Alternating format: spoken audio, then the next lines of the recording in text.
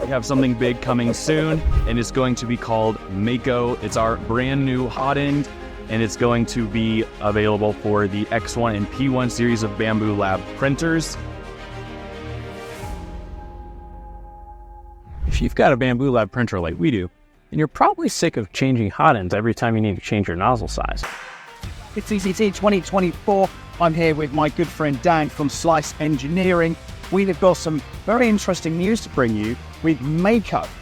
It's not a shark. It's not a shark, not a real one. It's a hot end. It's a Hotend. We have something for your Bambu Lab printers. They just released it, and I open it up and I take a look at the inside. Let's take a look at the latest release from Slice Engineering, the Mako TM Hot End for Bambu Lab.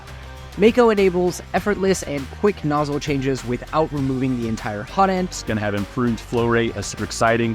With the Mako, we have launched an entirely new standard of nozzles called FIN. It stands for Free and Open Source Insulated Nozzle Standard. And what we've done is we've designed the silicone boot that clips on directly to the nozzle. So that helps prevent you getting filament and melted plastic buildup on the sides of the nozzle, which is a really common problem.